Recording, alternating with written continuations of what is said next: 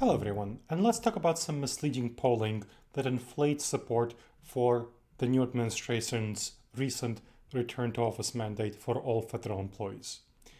The headline from the center square roars with certainty, proclaiming that a majority of Americans applaud President Donald Trump's order forcing every federal employee back to the office.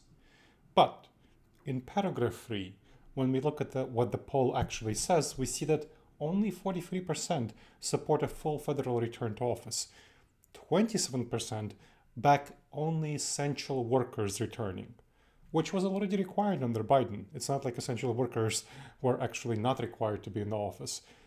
So in reality, 27% of the people back the current status quo, and the rest are unsure or oppose a return to office at all for federal employees. Only 43% back Trump's policies, in other words. 57% don't back Trump's policies.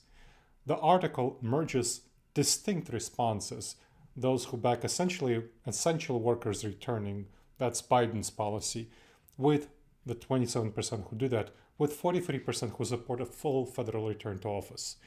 Misleading math replaces nuance with a political narrative.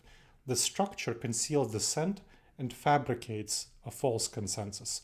The headline, the article, is an anchor that misguides perception. So what is the center square? It bills itself as the new and better version of AP, a wire service that offers free content to struggling local news outlets. Local papers reprint without edits or context checks. For example, right here in Ohio, the Highland County Press and a number of other similar newspapers around the country actually did exactly that within hours of the poll's release. Headlining, tagged, no context. Now we know that research by Gallup and the Knight Foundation found that Americans exhibit more than twice as much trust for local papers as they do for national media. So when a partisan story flows through the trust channel, skepticism plunges. Trust in local media obscures the partisan, false narrative nature of news stories distributed by the center square and other similar misleading partisan wire services. Readers think stories are vetted, whereas they're not. Layoffs at local newspapers eliminate verification, allowing bias to flow freely. Syndication models exploits that local trust to scale influence. In fact, when you look at the center square, the backers of the center square are conservative. So very clearly conservative, small government, anti-union, very much folks who would support Trump's return to office mandate. So the solution is to, of course, have more enforcement if possible of checking for verification, but we can't do that with the current government regulations. So you need, dear reader, need to do your own work. Read the original survey questions, not the summaries, not the articles. Watch for overlapping or conflated response categories, as we see here. Very false, misleading narrative.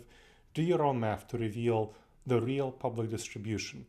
The newspaper sources generally will not lie about what people actually said in the poll. They will lie about what the poll implies, what the poll indicates.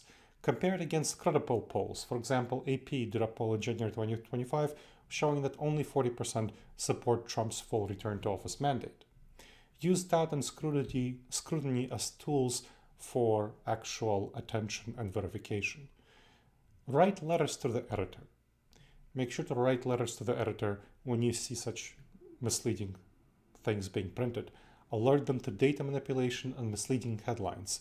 Request that they actually look at the poll and correct the context.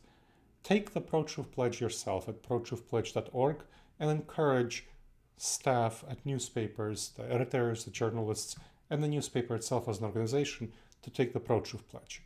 Make sure that you recognize that most journalists want to do a good job. They reprint things that seem good because they don't have time to do verification. So you do the verification for them and hold them accountable and embarrass them if they actually print something that's BS, as was the case here. Make sure that they know that you are watching and actually watch them. Small acts of reader vigilance will strengthen the core of journalism. I hope you enjoyed this episode of the Wise Decision Maker Show. Please make sure to subscribe wherever you checked out the show and leave a review. It helps other people discover the show and helps us improve the show.